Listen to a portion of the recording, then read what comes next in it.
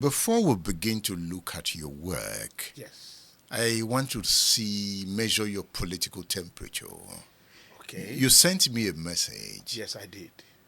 and you quoted Chinua Achebe's title, There Was a Country. Yes. And you were telling me in the message that you were beginning to feel Yes. that there was never a country. Yes. Why are you feeling that way? Thank you very much for that concern. It's a concern, and this is coming from a mind that I've ruminated over, that I've a lot of things, and I've looked at things critically, as human being. As human being, we have limitation. So it will get to a point when you look and look and look and look, and then you come to a conclusion and say, wait a minute, is this right? Why did I say there was never a country? I don't mean to put my country down, because if anybody is proud of this country, Nigeria, I am the one. I've lived for this country in a lot of ways. But suddenly I just realized that it could have been a much better entity than it's looking if we truly have a country. And how do I mean? There are many nations in Nigeria, and each nation recognized for his or her own entity, for identity. That's arguable, because I always say there is strength in diversity. So if your diversity no longer becomes strength, becomes weakness, then you don't have a country. So you're saying Nigeria's diversity has become a weakness, It has become a weakness, not strength. not strength, and it should be strength. Look how many languages there are.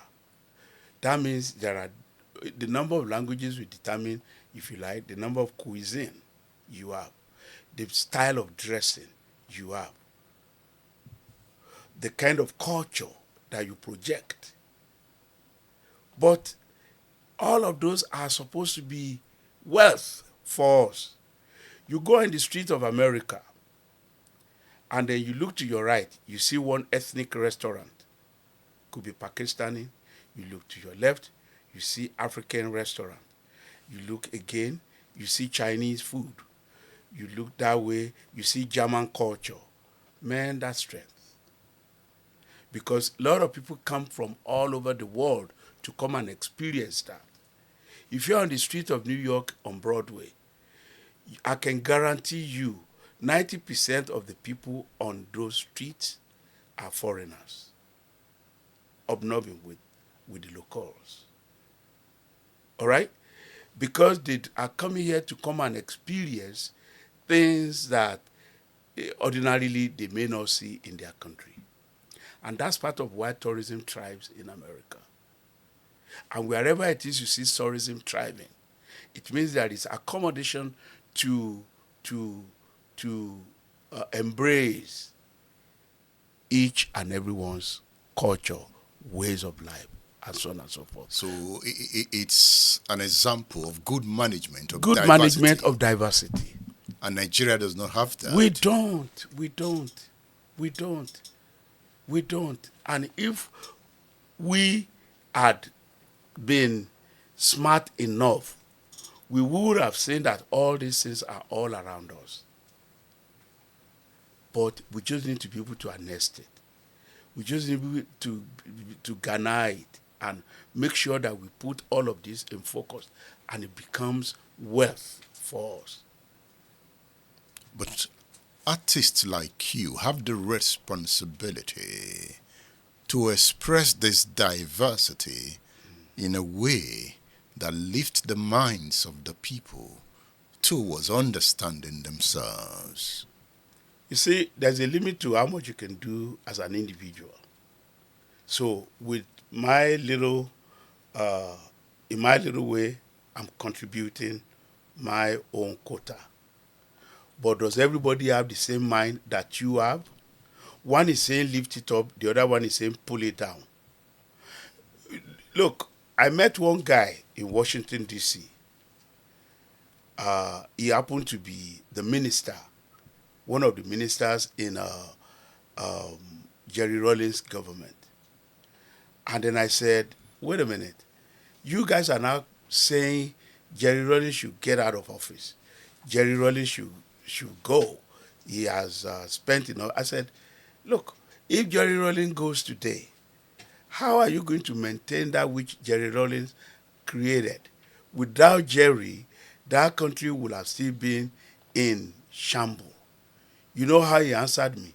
He said, Tunde, Ghanaians have experienced good governance under Jerry Rawlings. And whatever it will take to maintain that good governance, that's what we will do. Has Nigeria really experienced good governance? You know, I have taken time to study your art. Thank you.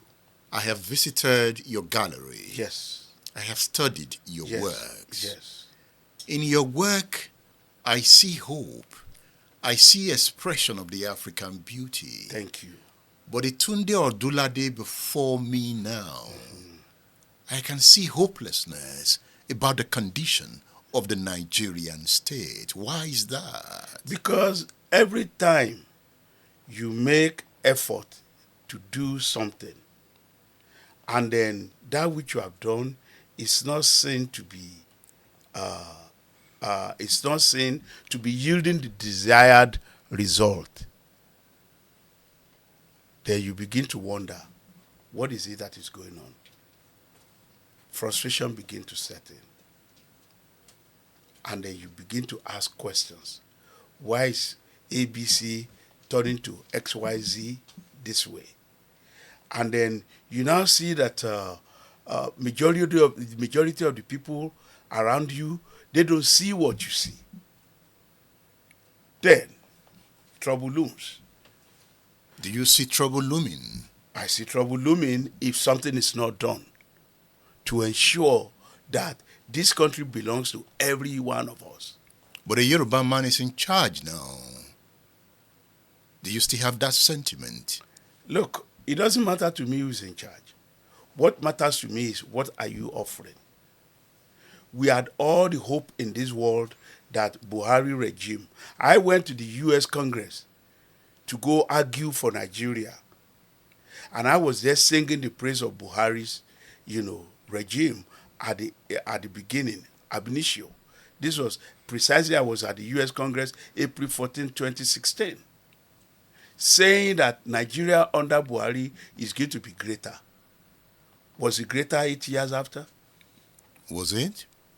Your guess is as good as mine. What is your guess? My guess is that it should have been greater than it is. Was it even great at all? At all. Was it even great at all? This is a question all of us must be asking ourselves. This is the question all of us must be asking. So once you are able to ask that question critically, then you now sit down and look. If what I'm expecting is not what is happening, what do I do? It's going to come to a point in this country that all of our heads, our brain, will just pop. Boom! And Tunde Odunlade will not be able to express himself artistically anymore. Well, whatever pops out is what I will give. Whatever it is that pops out, that's what Tunde Odunlade will give. But of what good will it be if it turns out to be something negative? We don't want to wait to that point. You have given me the parable, or allegory, as some would say, Yes, of planting a bitter seed. yes. And what do you get? Okay. When you plant a bitter seed, all you have is bitter fruit. A bad grape? A bad grape, for instance, in winery, I studied wine a little bit in Canada. And one thing they will let you know is that you can't ever make a good wine out of bad grape. But you can make the best of the best wine out of good grape. That's the first thing they let you know when you are studying wine. So what does that mean? Is that when you sow a seed that is ab initio, not quite the right seed, you're never going to get any fruit that will be right. If you get it wrong from the beginning, you're never going to get it right at the end.